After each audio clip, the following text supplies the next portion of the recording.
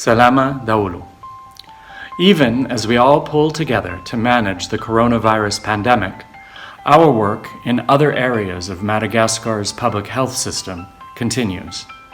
Malaria remains a significant challenge and risk to the health and well-being of the Malagasy people. In the first 6 months of 2020, over 1 million people have been diagnosed with malaria. Today is World Mosquito Day, a day to raise awareness and to take action to prevent illnesses spread by mosquitoes, including malaria.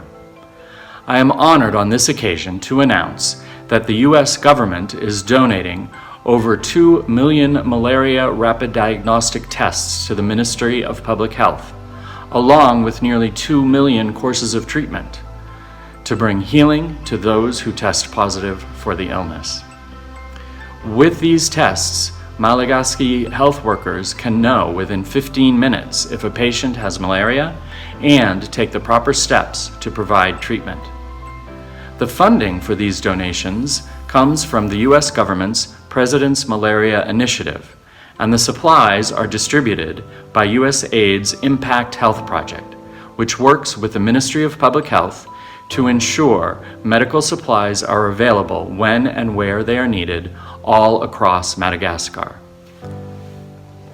So, Minister Ahmed, it is with great pleasure that I officially turn over these supplies to you for the health and benefit of the Malagasy people. An-Tapitrisa, masovon firenena Amerikana eto Madagasikara, voninahitra lehibe ho ahy amin'arana vahoaka malagasy no mandray ny fanafody Tazomoka. Tompoko lasy tompoko vavy, na dia ao anatin'ny valaneretina Covid-19 isika dia mitohy avokoa ny ady atao amin'ny aretina hafa. Anisan'izany ny Tazomoka, izay aretina mahafaty olona betsaka ihany koa, indrindra amin'ny toerana tena sarodala.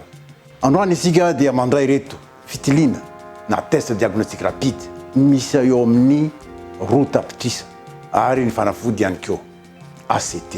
Avy amin'ny firenena Amerikana izy ireo ary tafiditra amin'ny tetikasa impact izay anatin'ny USAID Madagasikara. Ny politika firenena miady amin'ny Tazomoka dia mitaky ny Fitaovam-Pitiliana alohan'ny mihina ny fanafody.